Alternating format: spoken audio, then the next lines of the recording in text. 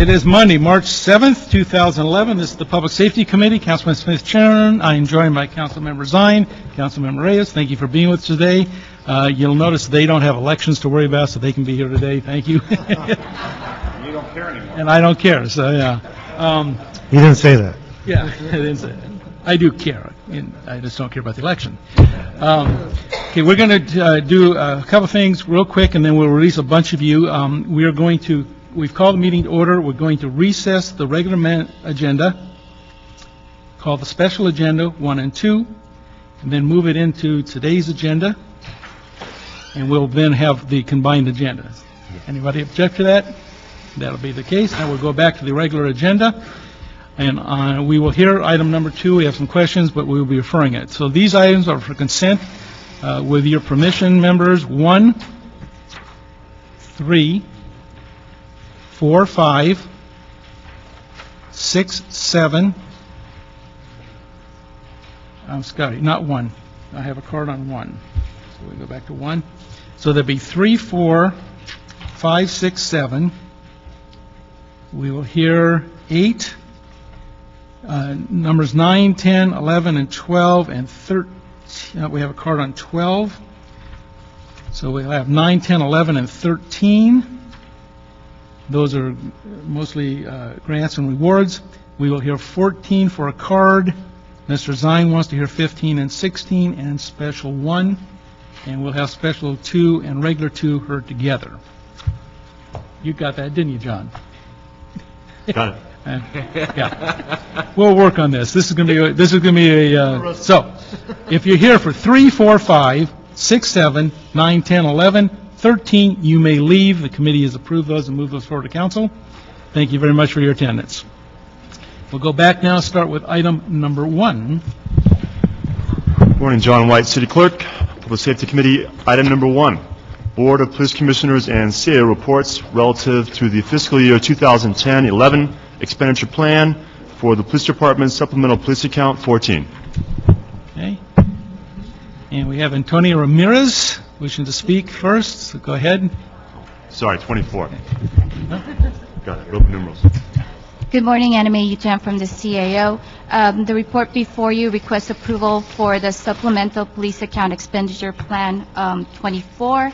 The expenditure plan details the use of the $1.5 million allocated in the 2010-11 adopted budget. The proposed expenditure plan is divided into 3 categories with the following proposed allocation: approximately $930,000 for miscellaneous operational expense, $420,000 for equipment, and about $145,000 for travel and training. Okay. And historically, that is a fund that is funded by forfeited assets, which the Chief of Police has always had the authority to come to the council and ask for the expenditure plan. So that is his expenditure plan. Ms. Ramirez. Good morning. I do not subscribe to the herd mentality. I'm an individual thinker. Thank you. And this is a matter of principle. I am a barracuda when it comes to public safety. But under the umbrella of expenditure plan for the police department's supplemental police account, where does the police chopper pilot safety factor in, especially with the unpredictable wind conditions, i.e. the wind shear, whereby these police chopper pilots need somebody to let them know whether they are to go airborne or be grounded, again, for their safety as well as that for the safety of the citizens. And I've never seen that addressed in any item. Okay, it's not a budget item. Pardon? It's not a budget item. But I would think a small portion of it is geared to individuals who handle that department, who would alert the pilots before they go airborne that they need to be either grounded or, or take it off, because again, weather conditions are getting far more unpredictable, as we already know. And that's my concern, because I do care and I love the pilots, as you already know, and the military. I just want to make sure that they are safe, and there's too many accidents with too much air traffic now. And I'd like to deter that if we can. It's not actually this budget item, which is really an expenditure plan for money that the chief has. Right. Mr. Edo, detective, before you leave, could you talk to this lady about the city's protocol on when and when we don't ground our fleet? I know they are grounded when certain conditions exist. So if you'd be happy to do that, I'd appreciate that very much. Any other questions on this item? Seeing none, it goes forward as approved. We'll come back to 2 and 8. Let's go to item number, this is 8 also, number 12 is next. Item 12 is a police department report relative to the We're coming payment. back to 2. Number 2? No, I'm sorry. She was asking about 2. So Okay. we're coming back to 2. Item number 12. A payment of a graffiti apprehension reward for a vandalism incident that occurred at 14534 Ventura Boulevard on July 22nd, 2010. Okay. Once again, Ms. Ramirez, this is item 12. On the graffiti reward. Number 12. Police Department reward for graffiti apprehension for a vandal in Ventura Boulevard. Okay, thank you very much. Again, I do not subscribe to the herd mentality, and I'm no butt kisser. Having said that, Ventura Boulevard, as I have known Ventura Boulevard when I arrived from New York City, Ventura Boulevard was beautiful. It was a posh place to be. And I'm disappointed that you've got graffiti. And all you keep doing, or the city keeps doing, is repainting over the old graffiti. Why don't you just grab the source of the problem, nip it in the bud, and that is gather all these criminal illegals as well as these gangbangers.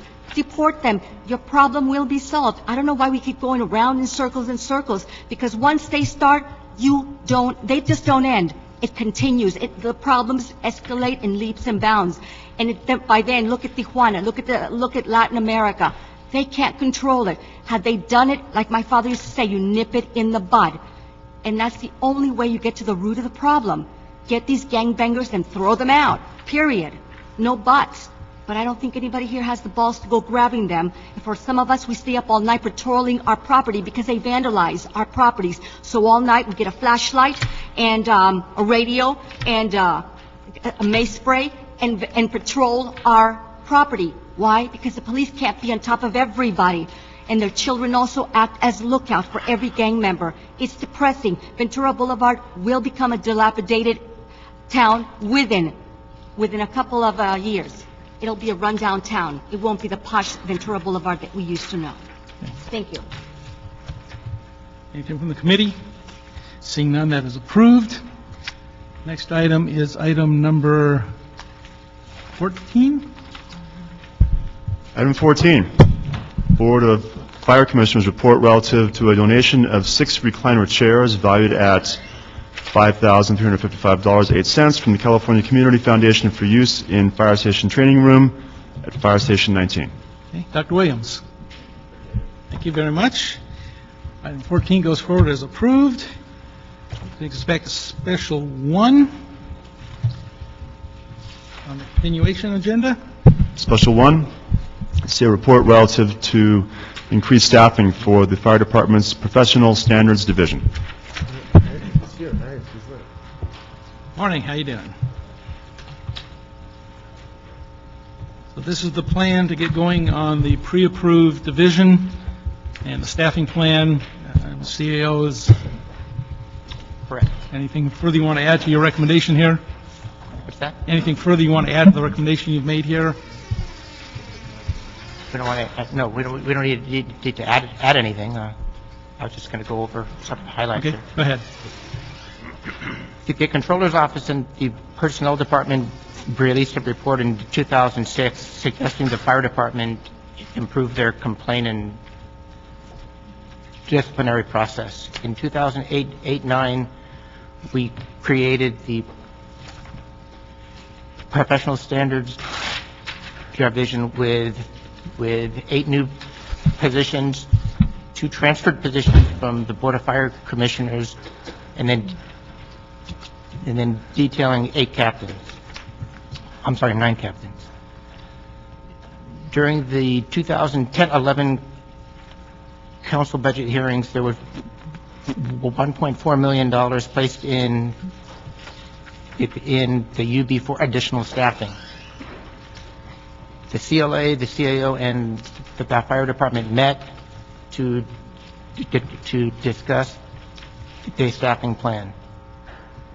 We came up with 4 special investigators to be added to the Internal Investigations Unit, 2 Special Investigators 2s to be added to the Equal Employment Unit, 1 Special Investigator 2 to be added to the Board of Rights Unit, 1 Special Investigator 2 to be added to the Field Investigation Unit, and 1 MA2 to be added to the Field Investigation Unit. In this past January, the council, they approved the use of 1.25 million of these funds to offset the civilian and sworn special duty furloughs that were part of the proposed plan to offset the P3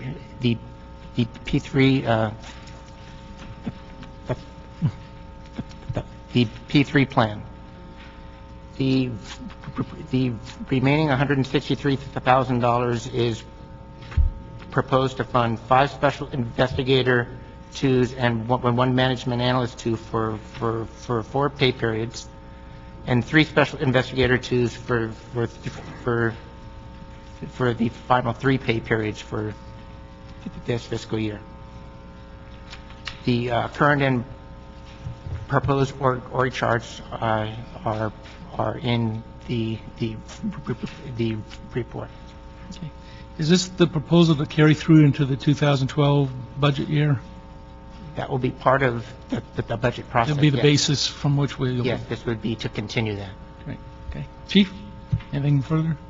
Basically, when the original PSD was staffed and developed, it was formulated on about 100 complaints a year with the centralized tracking system and then the civilian and sworn investigators. Since then, as you've noted in the report, we've gone up about 12-fold. We average about 1,200 cases a year. This year it's 985, with 208 of those being ours in PSD, which is Internal Affairs, and then another 59 of EEO. So the caseload is exorbitant, and our staff really can't manage that caseload at this time. The addition of these personnel will help us actually manage the caseload at that point, get the specialized trained people in there that actually have the history and the experience doing that type of work. And at some point, we can reevaluate at that point and deem whether we should keep the amount of sworn staff we have, and we might be able to actually release some of those back to the field in the future once we reevaluate. Okay. What about investigators? Who's going to do investigative work? The investigative work is done, right now it's done by civilians and sworn staff both. And we team them together on some cases. Some cases they will do individually, but it's captains and then the civilian investigators. So those people are in place already? Correct. We have 3 civilians and we have approximately 8 sworn members up there right now. Very good. Mr. Reyes? Mr. Zion? I looked at the expenditures that the controller reported on salaries, in particular the fire department. Some of the folks there at $270,000 with overtime. Is there overtime included in this, or is this straight time without overtime?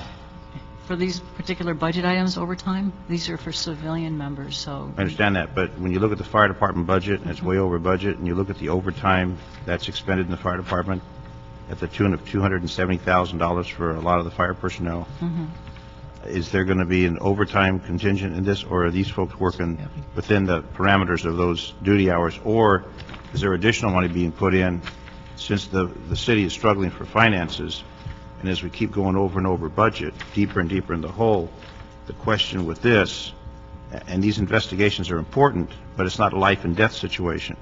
So is there overtime included in the deployment of the personnel, or in other words, they figure their duties in those work hours and then they go home and they come back and complete, or is there unlimited overtime as we see? And I don't know if you've looked at the controller's report on the expenditures, but they're extremely high, and I'm just curious to see in this particular category, is there going to be overtime, or will these folks work within those boundaries of their shifts? Within professional standards, there is no overtime available to our folks. So our folks work within the 40-hour work week. And if they do work their regular days off, it's banked, and they will take it off on a compensatory basis, not for money. So there's no cash? There's no time. cash whatsoever. Okay, all right. That's just my question. Thank you. Good question. You need to be on the budget committee next year, maybe. If there's a budget. Yeah, that's another problem altogether. All right, seeing no further, we do have a public comment from Dr. Williams.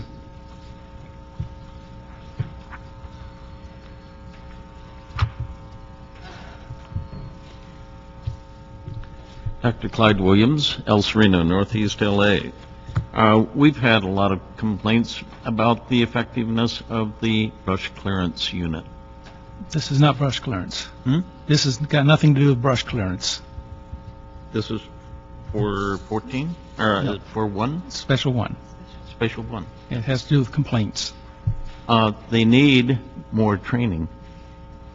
Okay, or Professional Standards This Bureau. professional stand, these are people that Professional take care of complaints against firefighters. okay. It has nothing to do with that. Save that for your public comment. All right. Seeing no further One follow-up. Is there an ombudsman program within the fire department?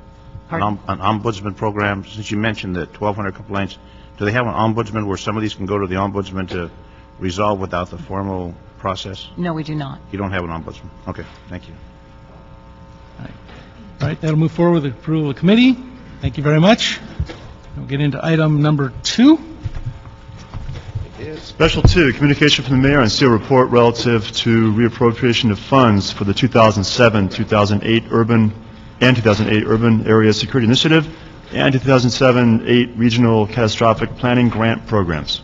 And that's combined with the regular 2 as well. That's right. All right. Thank you. All right. Good morning. You haven't been called yet, ma'am. No. Okay. Good morning, Maria Ramos with Office of the CAO. The report that you have before you is a request to reappropriate 0708 UWASI and 0708 RCPGP funds. The requested reappropriations will be used for salaries and overtime costs for previously approved grant-funded positions.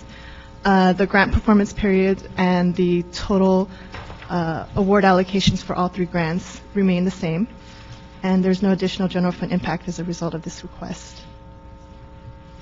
Anything else? Okay, I'm going to reserve my comments for last because I'm going to ask the committee to do something at the end. So, Mr. Reyes, you have anything? I know Mr. Zine does. I have a question regarding, this is 2011. We're going back to 2007 and 2008 and taking funds that weren't expended and using them for salaries now. How does that work? Why are we so far behind? And it troubles me that we're going to now put that into salaries, into overtime. If it wasn't expended at the time, why didn't it go into programs?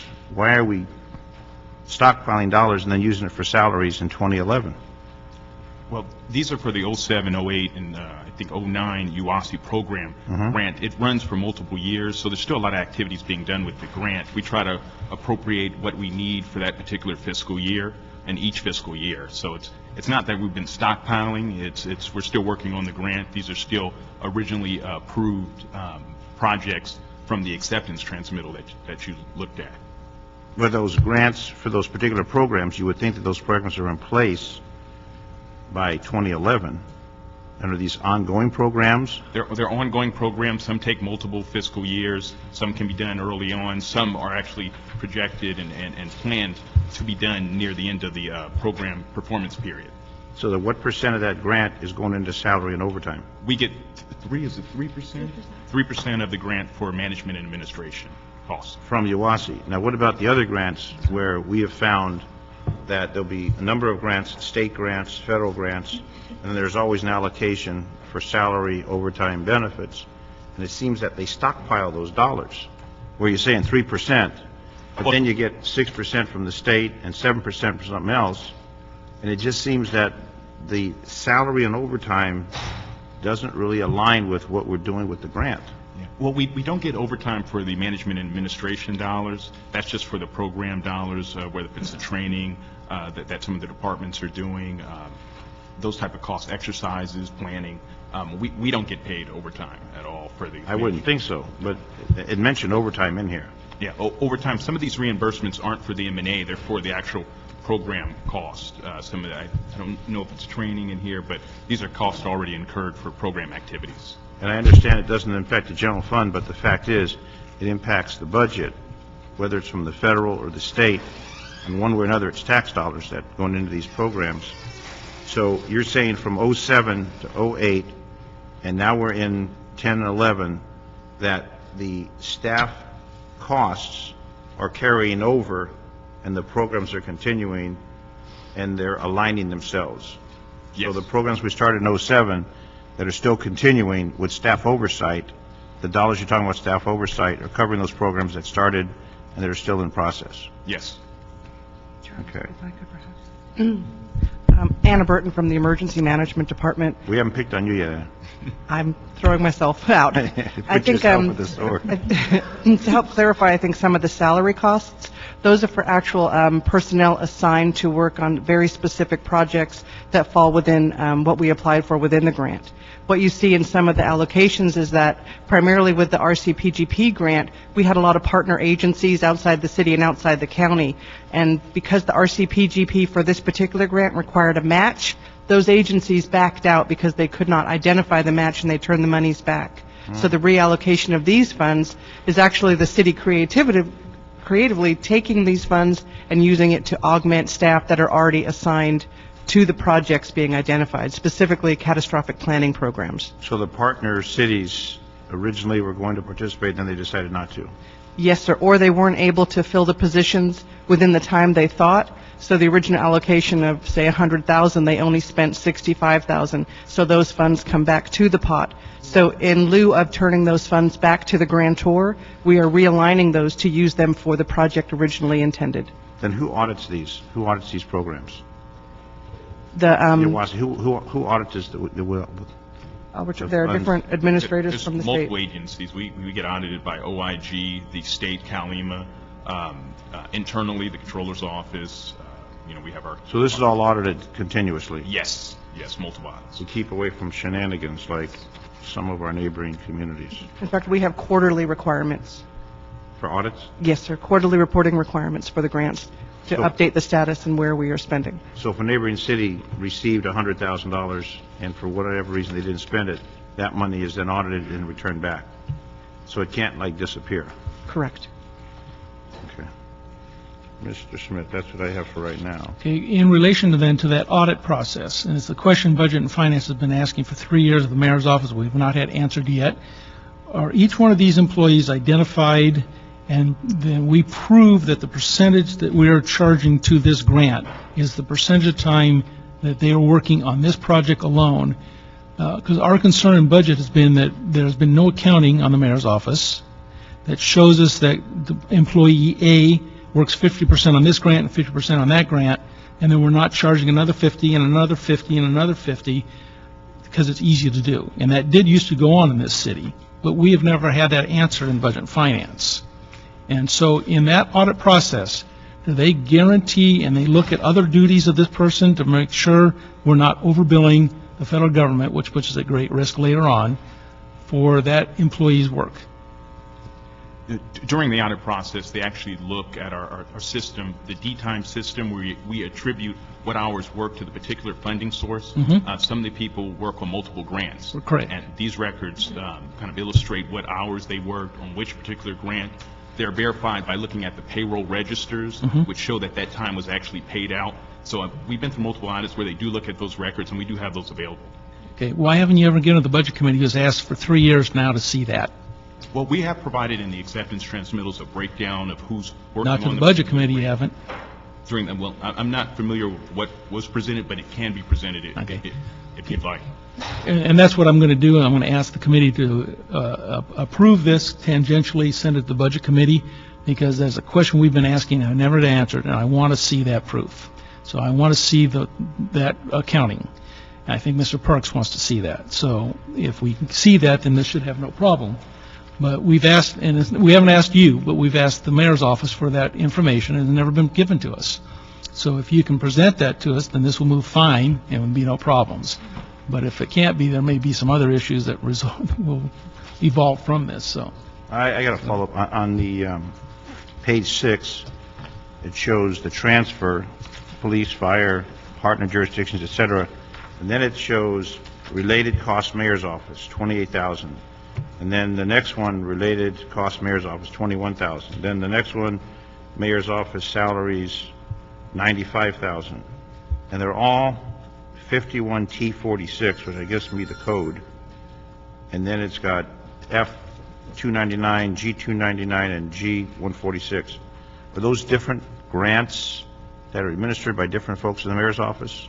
The 51T is the RCPGP grant.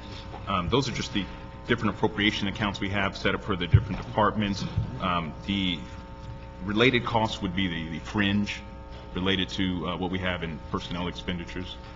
So if you got 28,976.51 on the first one, T46, F299, and you got the police, the fire, et cetera, those folks working that, would they be the same folks working in the next category, G299, for $21,220? Are they different folks? Or is it just a portion? You see what I'm following? Yeah. On page 6, where you've got the transfer and the accounts. I'm trying to figure out, because you've got related costs mayor's office, related costs mayor's office, and then the third one, you've got mayor's office salaries at $95,000. So are those individual work in those specific, or is it a combination? Well, it looks like a combination of the program activities and reimbursing those for the departments, and then our M&A and the related costs for the M&A charges, the fringe related to our salaries for M&A. Okay.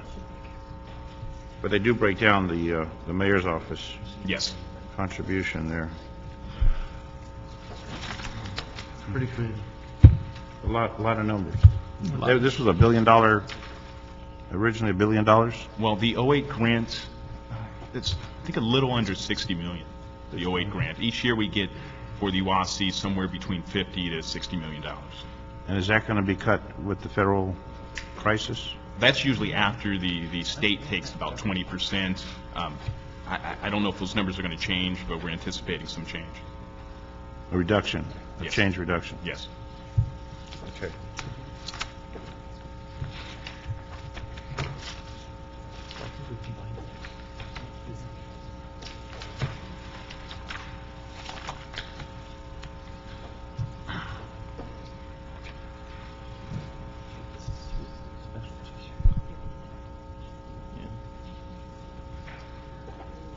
Timeout, TV.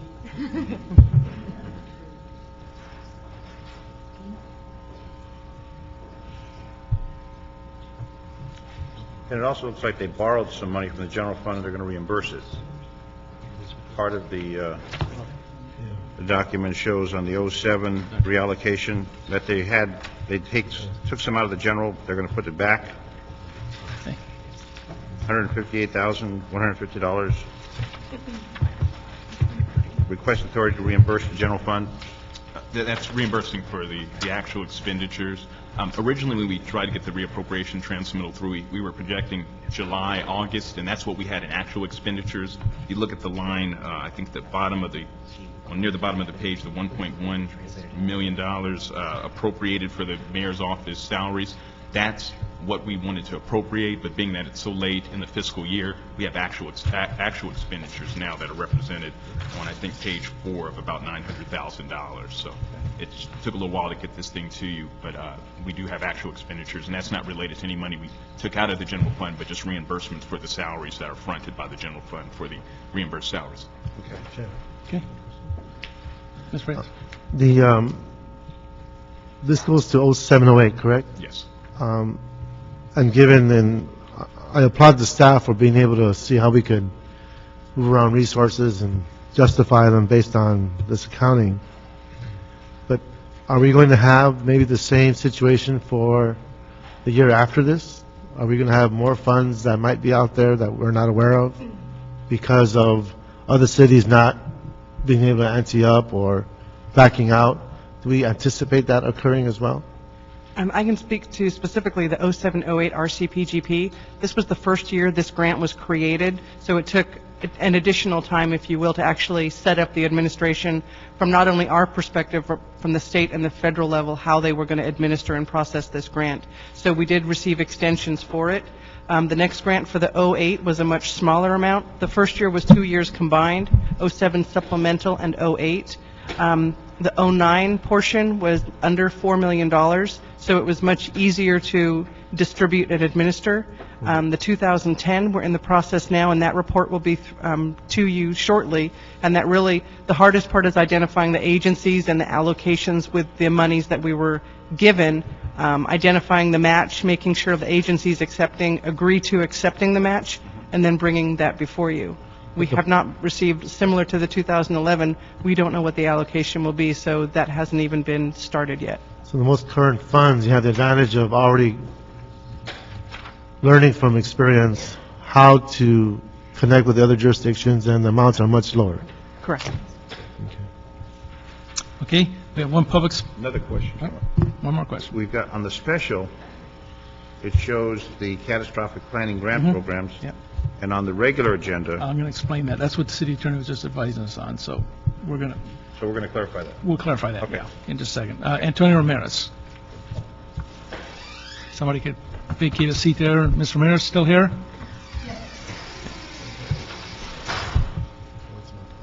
Okay, this is on the UASI grant.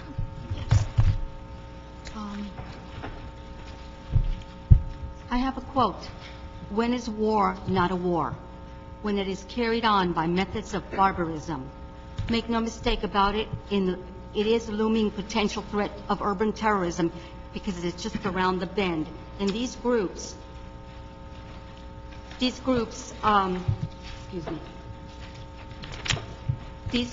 criminal Latino gangbangers and some of the African Americans, criminal illegal aliens, and the gangbangers in uniform, i.e. Gus Hadaway, batch number 378, these urban domestic terrorists will make sure the big enchilada politicians don't get to their underground bunkers without some spilled blood. Now, with a total sum of $1,248,000 awarded from the U.S. Department of Homeland Security and related actions, you will need more than human and brain power to combat the escalating problems of domestic terrorism, and that is to employ the military, the United States military, coupled with hiring more pilots to fly the choppers. And we have a lethal problem. As you already have seen in Latin America and even in the prisons, the breakout of the prisons created a whole pandemonium throughout Latin America that broke out in Tijuana. And I venture to say it's going to happen here, but the law enforcement isn't going to be able to do it. Homeland Security can't do it at the borders. That's why they have to employ the National Guard at the Board of Entry.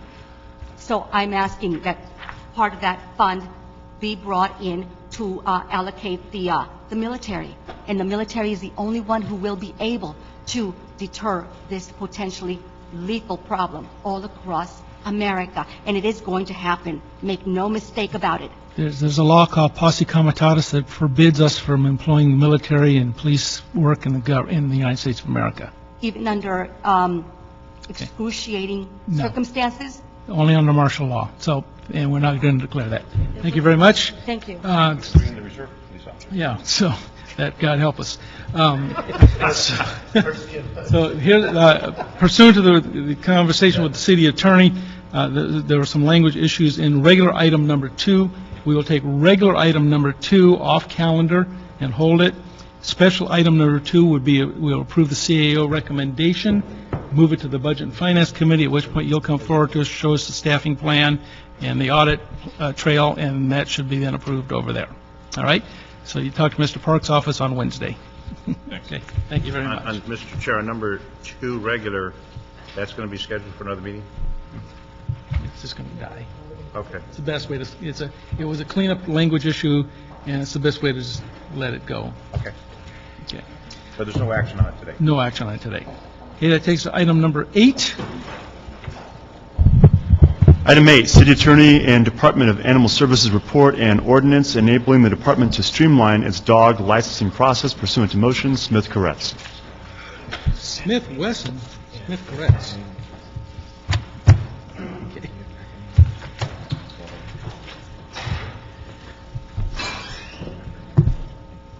Morning. How you doing? Good morning. Mr. Wessel, right? Who's up first? Always the GM first. Okay. Well, since this actually came out of the city attorney's office, I only had a couple of things that I could respond to in the questions that were sent to us. So actually, Deb, why don't you take the lead on the questions? Okay. The first question was involving AB 2689, the streamlining verification requirements for the rabies vaccination. Unfortunately, AB 2689 only dealt with rabies, and so the verification requirements for spay and neuter still require the old-fashioned send in a certificate signed by the vet. What I did was I drafted the ordinance language to include that we can provide our own proof as soon as state law is changed or consistent with state law, so that if state law changes, it won't have to go back to you with another amendment to this ordinance. Okay, that's good. Okay, Ms. Burnett? And there was a question about whether or not we would be able to handle the puppy registration online, and absolutely yes. We're actually working on that now, so that as soon as everything is through, we're ready to get up and go with The it. vaccination portion, which under state law, you're talking about the sterilization issue? Yes. Okay, that's fine. Okay. The next question, number 9, involved 5315.3, failure to obtain or renew a dog license. The 500 penalty will be removed, and that penalty was a mandatory penalty, and as the GM mentioned in her responsive writing, and as the controller has mentioned, that hasn't been collected very often, and so the department made this change. The language now will be a may language rather than a shall, that will allow the department, and the reason that this language is in there in addition to the 100% penalty after 30 days is it is still mandatory to get a dog license and a rabies vaccination, and so for someone who is simply not obeying the law, at some point the city would require some kind of enforcement tool, and so the enforcement tool we put in was both a civil enforcement tool using administrative penalties as well as misdemeanor. But now the department will not have to do that after 45 days. It's discretionary, and so if they have somebody who is way out of line, has not bothered with the licensing, they can then decide to go after them. So it'd be a wobbler. The next question involved the status of the administrative citation ordinance, and I am advised by my office that it's in Budget and Finance. Okay. The next item, the current participation rate, I believe that that's really something for the general manager. Right. At this point, we do not have any veterinarians who are selling licenses for us. I think that in order to get participation, we need to ask the city council to raise that fee. I don't believe that $2 that they're likely to buy on. When I was in Seattle a couple of years ago, I did a cost to sell a license, and it was over $6 a license. So I think we need to consider raising that. And I think it will pay, because once we get somebody on the books, then it's an automatic renewal by computer annually, hopefully for a dog that lives 10 or 15 years. So it would be cost effective, I think, to go ahead and ask the city council to raise that fee. Do we have an estimate of how many unlicensed dogs are in the city of LA? Well, it depends on who you ask, but I've seen estimates at 350 to 400,000, and we collect about 120,000 licenses. We do have two different groups who have agreed to do a campaign with us to increase the dog licenses, and there is an amnesty period that goes with this ordinance as soon as it's enacted, so we'll do a big campaign during that amnesty period to try to get as many people signed on as possible, because that is definitely an income avenue that we have not fully taken advantage of.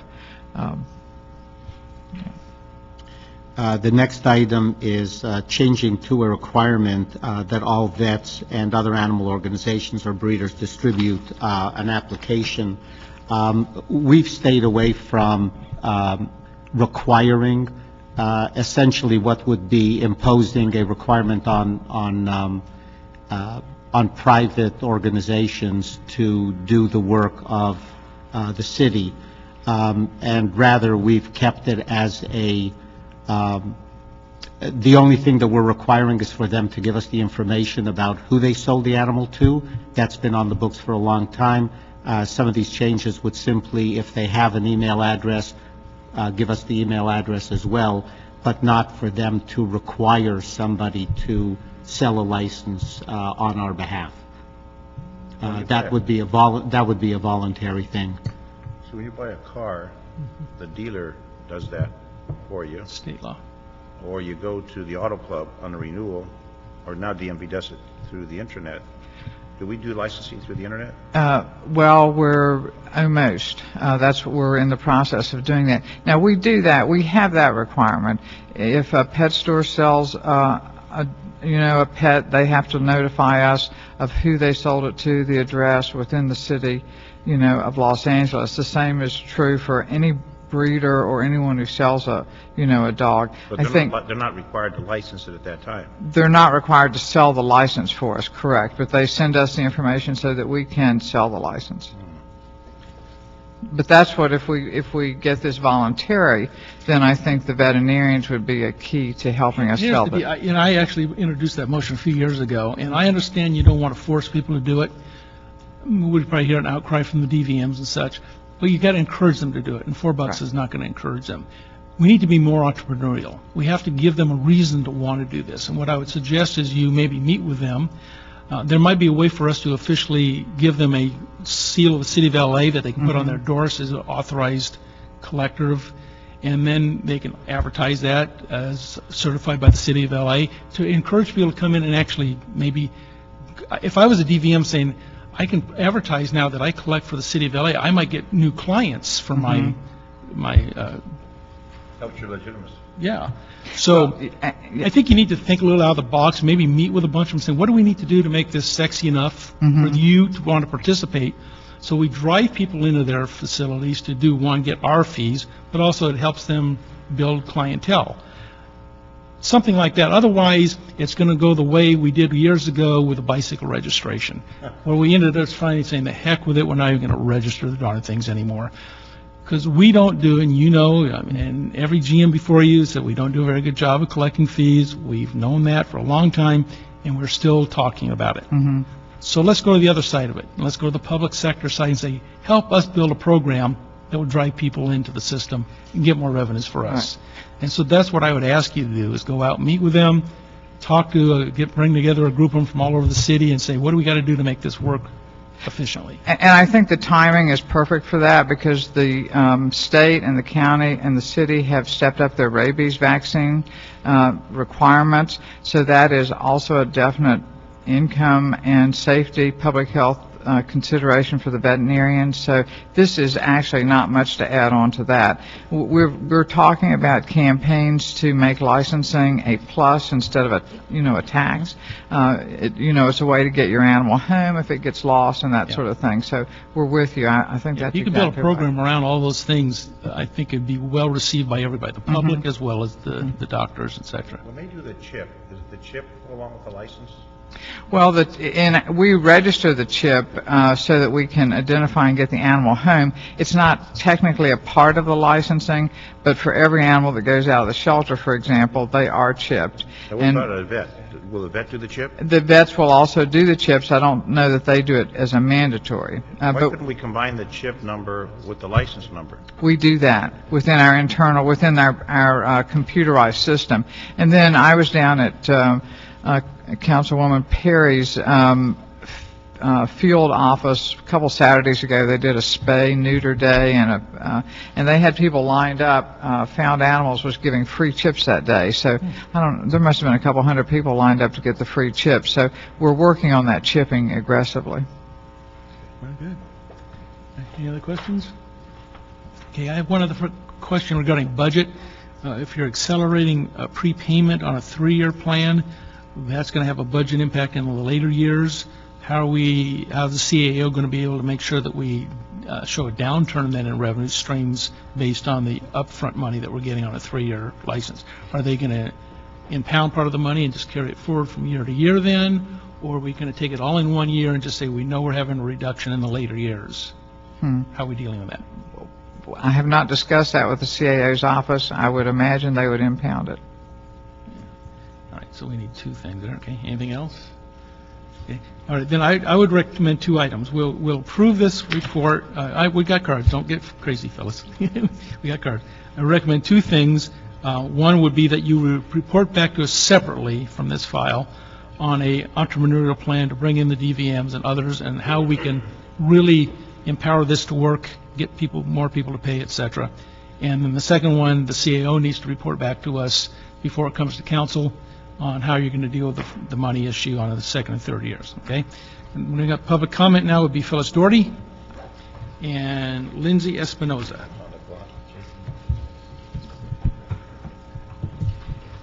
Thank you. Good morning. This is, we've been trying to do this multi-year licensing and juvenile licensing longer than administrative citations. 1996 was when this was first brought in. So it's really pretty fast for government work. What's your point? Yeah. So it's great that Linda Barth and Doug LaSalle worked very, very hard to get this in, and they deserve, and Linda deserves so much credit.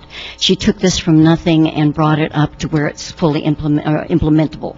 On your question about the microchips don't determine ownership because sometimes people don't change the address on the microchips. So even though the microchip sounds like a wonderful idea, they go by the license in terms of who owns the dog and the returning the dog, and that has to be a policy. It's kind of a universal policy.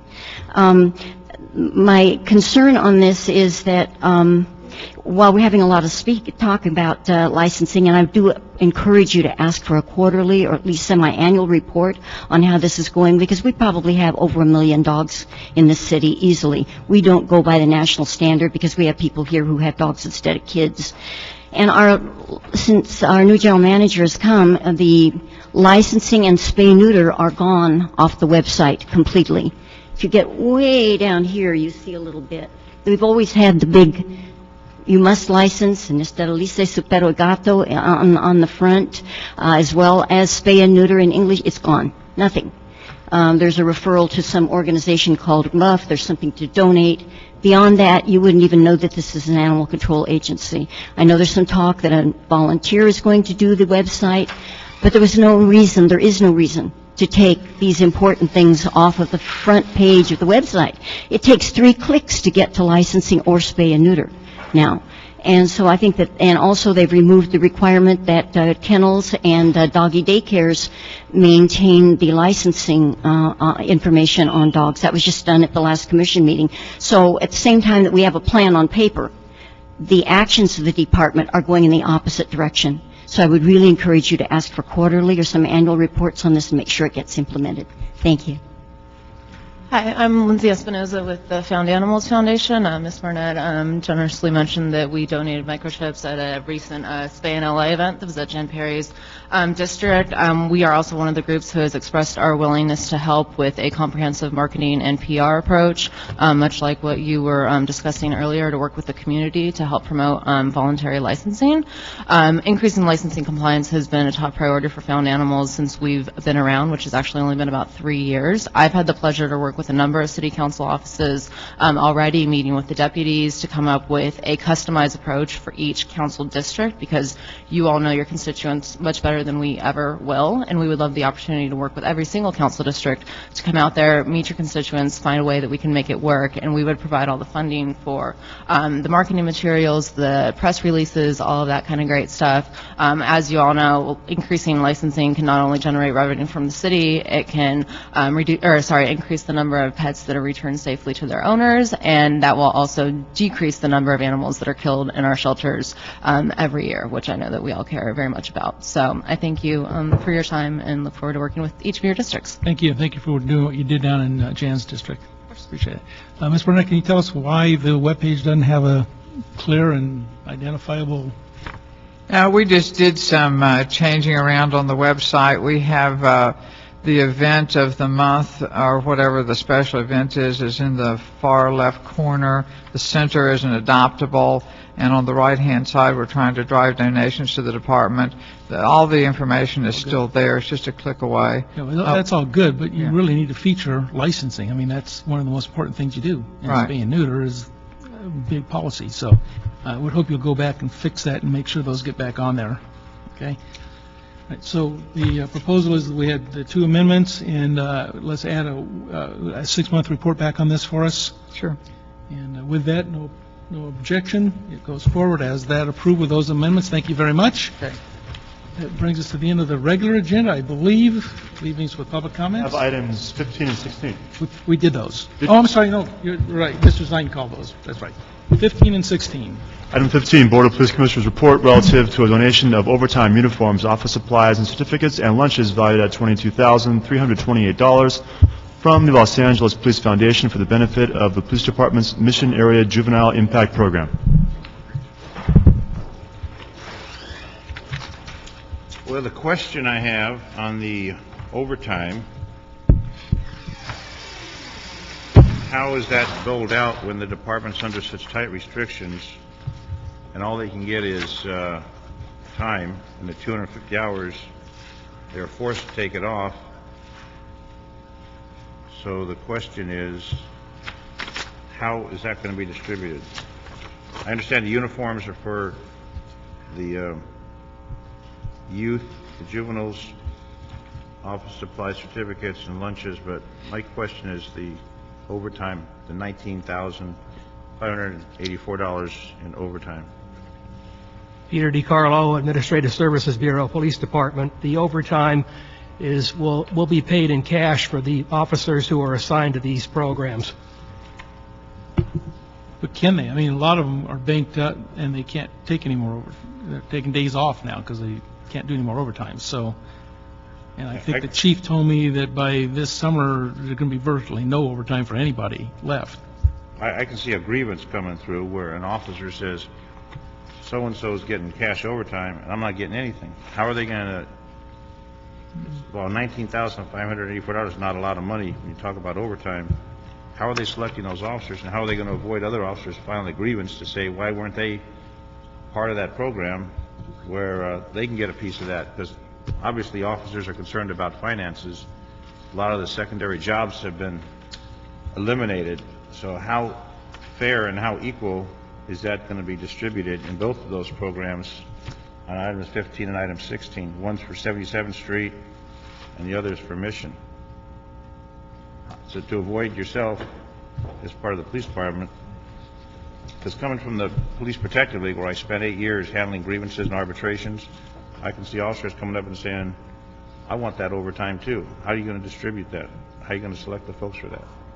Well, I think, Councilman, that these are treated as a grant from the Police Foundation, and as such, that's where those monies come from, and the officers that provide these services, which have been providing these services for some time now, are the cadre of people that would be assigned to that based on their knowledge and expertise.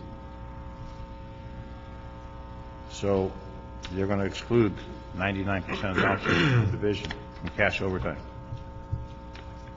because certain officers work the juvenile impact program.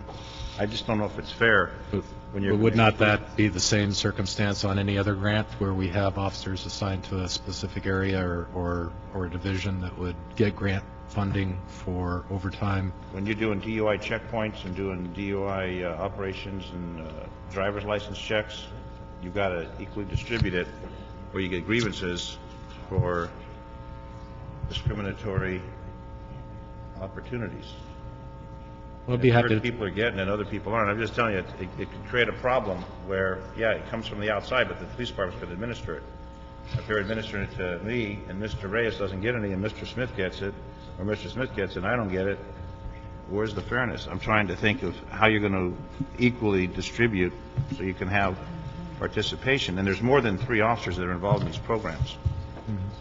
So I just think that we'd be happy to get that information and you provide need to look it to at you it and before figure it, council. make it fair. And like I say, $19,000 is not a lot of money, but the police department virtually has no cash overtime now. and they have 400 hours of time, and at 2:50 they're forced off. So like Mr. Smith says, what happens when they're off? I mean, it's nice that they're given the money, but you got to be fair with the distribution, especially since overtime cash is so difficult to obtain now. We can get an answer for you before this comes to council. Okay. Or- Hey, why don't we, 15 and 16 are the same question, right? Yeah. So let's approve 15 and 16. We will hold them off the council agenda until you meet with Mr. Zine to resolve this issue, and you come back and tell me it's okay to schedule them, all right? That's fine. I just want to make sure that you don't end up getting grievances over trying to do something good for people. Very good. Very good. So 15, 16 are approved, and pending council approval, pending meeting with Mr. Zine. And now, that brings us now to public comment. Is that right? We're back on schedule? Yeah. All right. Public comment. Dr. Williams is not here. And Antonio Ramirez. Second call, third call, gone.